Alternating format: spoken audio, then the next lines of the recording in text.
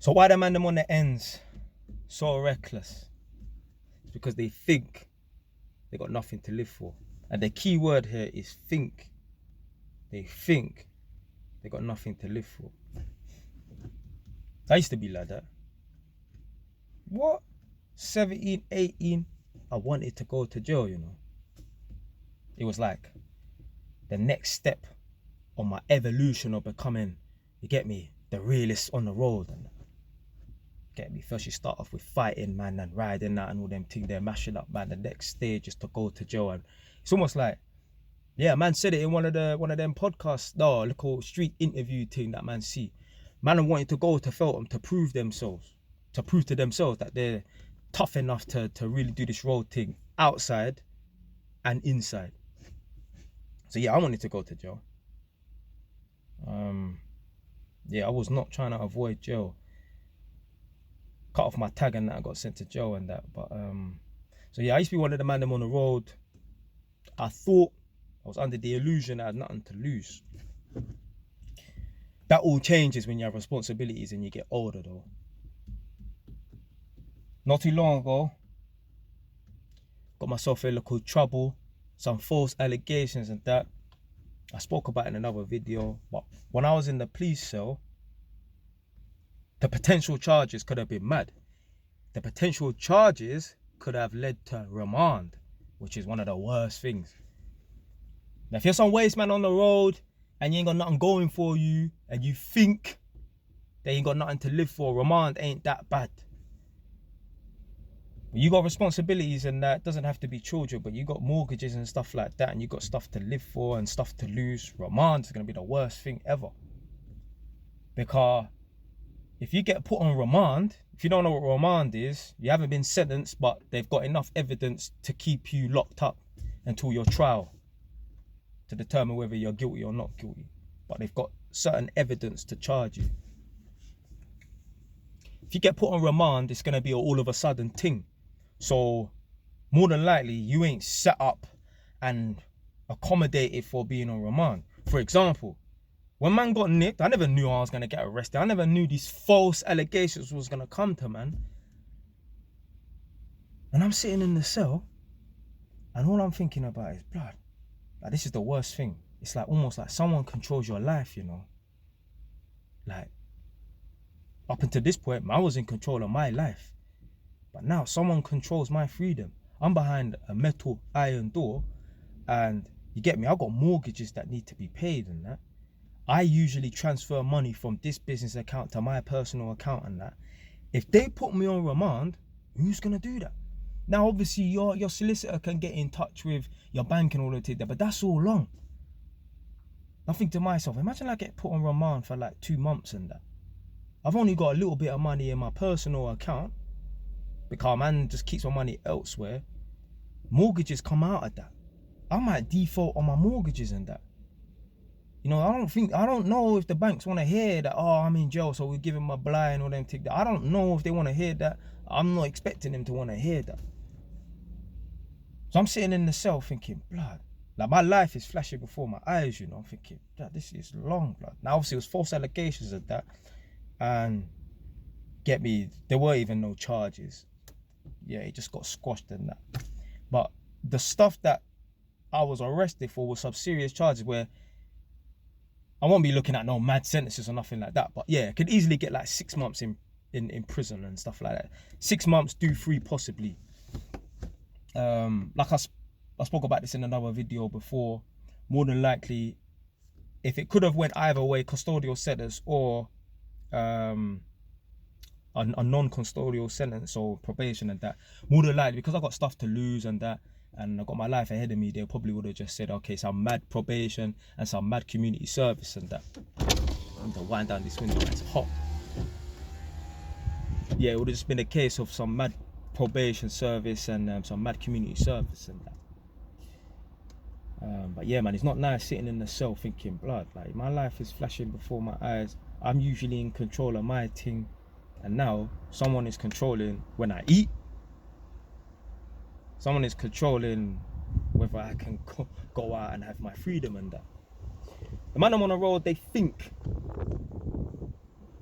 that they ain't got much to lose, innit? And like I said, the key word is think. They have got something to lose. They got their whole life ahead of them. They just can't see it, because all they can see is Edmonton or North London or Greater London. They got a lot to lose, man. The man, they need to think about this before they go out and they're really trying to mash up, man. Like, man, are just going out just to fist man up, then whatever, innit? I love a good punch up. Why not? But when man are going out and they're tooling up and stuff, it only takes one stab wound to kill someone, you know. That's all it takes. One chest shot. Man, no, man. Couple, man. One stab wound, you know. That's it. Lights out. Furthermore, forget even being the person who's doing the stabbing. If you're just there, fam, there could be 10 man. 2 of them done the stabbing. They found both. It could be on CCTV. 10 man, 2 man stabbed 1 man. They see it on CCTV. They found both the knives with the fingerprints on it and all of that. But the other 8 man are still gonna be holding the same sentence, you know. This is the thing about the joint enterprise thing. The courts, the police, and the jury and that, and the judge, they're gonna see it as all of you lot knew that this situation was gonna kick off. You lot knew you lot was going to a place where trouble could occur and that. Why did you not at some point, turn the other way and go? So they're gonna say that you was involved. You knew what was going on. Yeah, okay, you didn't stab him, but you was there, so you're doing the same sentence. I've been involved in some little foolishness before, and if someone got the job done, because I'm there, I could be going down with them, man, you know. See, this one man don't realise, you know. Man think, yeah, just, you get me. But the sentence you're gonna hold is longer than your age. Man's 17, man's on a bus, jumping on a bus to go and do something to someone. But when you do that something to someone and you get catch for it, because it's lights out for them, if you understand what I'm trying to say, you're 17, you're going to be given a sentence that's longer than your age. Imagine that. Imagine you're 17 years old and you're doing a 20. Your sentence is longer than your age, blood. Imagine, yeah, because there's certain man who are all 17 or 20 years old, they've got a youth, you know. Imagine they get 20, 25 years. By the time that sentence is up, you know that 20-year-old that got that 20, 25 years, you know they could be a granddad, you know. Imagine that.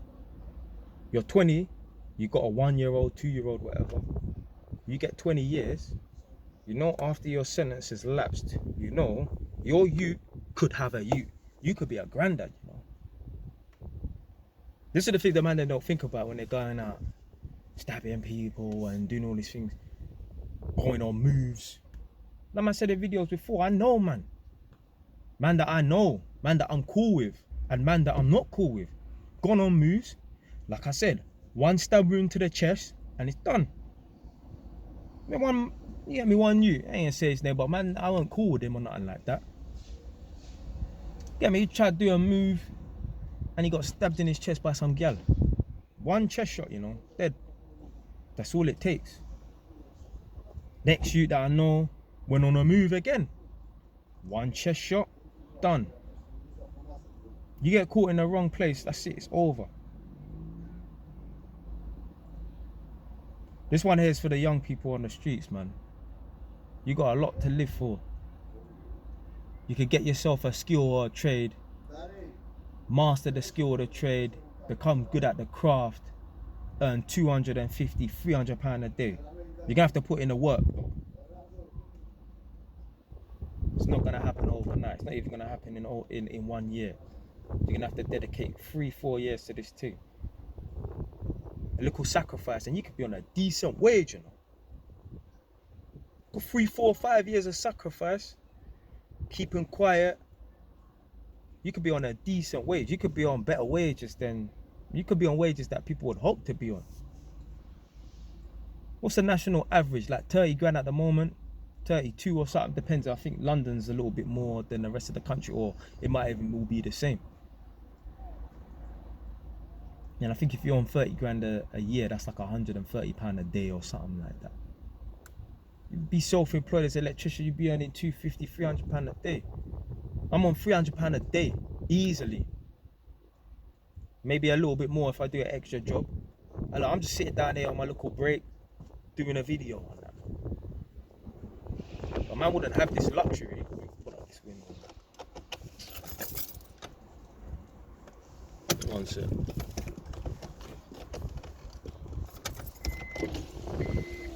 It's getting windy, so I don't want to disturb the recording and that. Almost forgot. I forgot what I was gonna say in it, but yeah. Yeah, I'm on my little lunch break and that. Calm. Yeah, make a little video on that here and there. It takes sacrifice and that. But the reason why the man them don't want to make the sacrifice, man are lazy, man are influenced. Man want quick results. Man don't want to study. Man don't want to make the sacrifice. Man want it now. Nothing comes now, you know. There's no such thing as overnight success. What comes fast goes fast. Yeah, there's some man, yeah, they make fast money and that. Set your watch to it. 10 years down the line, they're going to be in prison or dead. Or they're going to have to resort to working a dead job, like being a postman or something like that. And then when they're working their job as a postman, they're getting £100 a day and they're thinking to themselves, blood.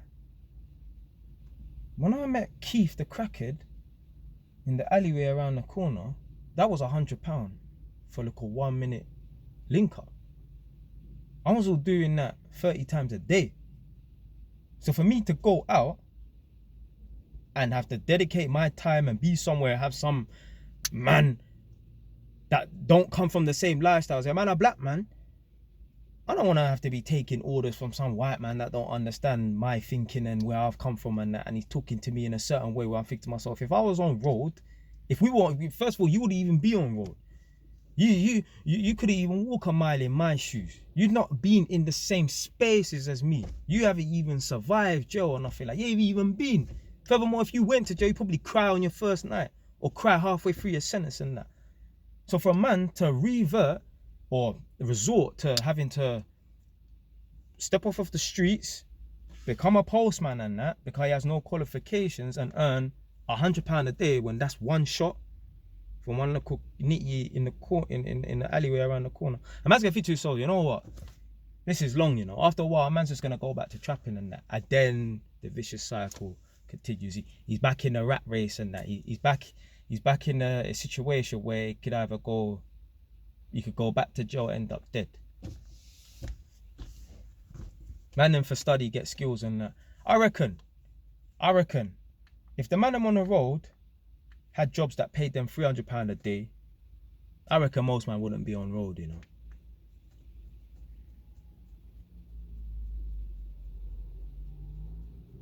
I reckon most man won't be on road, innit? Because not everyone's making £1,000 a day.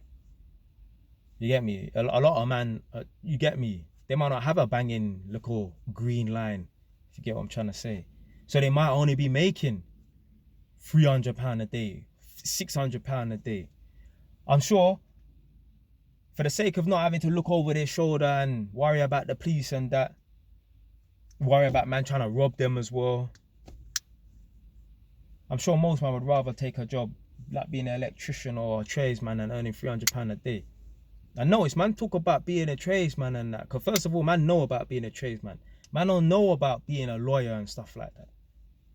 But the reason why I say be a tradesman, mechanic, plumber, gas engineer, electrician and that, because it's easy. I told you already. Most of the man them that I'm in class with are dumb. They're not smart individuals. People think, if you think you need to be smart to be an electrician, think again. Maybe an electrical tester. Yeah, you need to be able to fault find and methodical thinking and that. But to be an electrician, you don't need to be smart. People are like, oh, you have to be good at maths. No. To be an electrician, to get on the course, you need to have a C in maths. And if not, they make you do like a level 2. You know, like them type of courses that they give like the foreign people, no disrespect. Like, it's like them kind of like them level 2 maths. Them foreign people type of courses that Anyone tell you need to be smart to be an electrician, yeah, they don't know what they're talking about. They're saying that you need to be smart to be an electrician, either to big themselves up because they're an electrician, or the people them that are saying, oh, you need to be smart to be an electrician, is the people that can't be bothered to do it. So they pretend that it's hard when it's not. You don't need to be smart to be an electrician. Them man, they're on construction sites. They're not doing no paperwork at all. So how the hell do you have to be smart to be an electrician? Yeah, look a bit of theory work in school, in college. It's not difficult, blood. It's easy. Told you already. Most of the man there in class that I was with, them white boy there, they got ADHD. Them man, they can't sit still, you know. They're the type of youths. You know, them man, they throw paper at people's heads in the back of a class and that in school. Them man, they get kicked out in year 8 and all them things there. Not all of them, but some of them. You don't need to be smart to be an electrician. Don't let no one tell you no different. You need to know how to count and spell. The reason why most man don't make it as an electrician is because most man is lazy. If you really need to push yourself to be an electrician, you must have some ultra low IQ in the minus, brother. Seriously.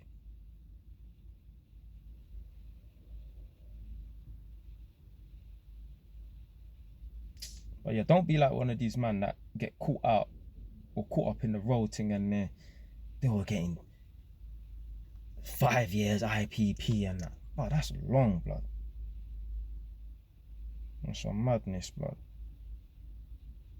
That IPP thing is so serious. Like, there's man that's been in jail, they got 5 years IPP, been in jail for 15. I've heard man say it. They would rather do a straight 10 years in jail than do 5 years IPP, because when you get 5 years IPP, you have to do the full 5 years and then they put you up for parole to see if you're fit to go out in society and be around civilians and that. 17 minutes and what, 8-9 seconds. I did not think this video was going to be that long in it, but yeah, the man them on the road, the reason why they're so reckless is because they think they got nothing to live for, but they have. I used to think I had nothing to live for. Yeah, well, I don't mind doing 6 months in jail. Prove myself. But suddenly when man get older, I'm like, nah, man has got something to live for. I did have something to live for back then. I didn't think I did. But man has got something to live for. Anyway, that's it. Stay wise, done now.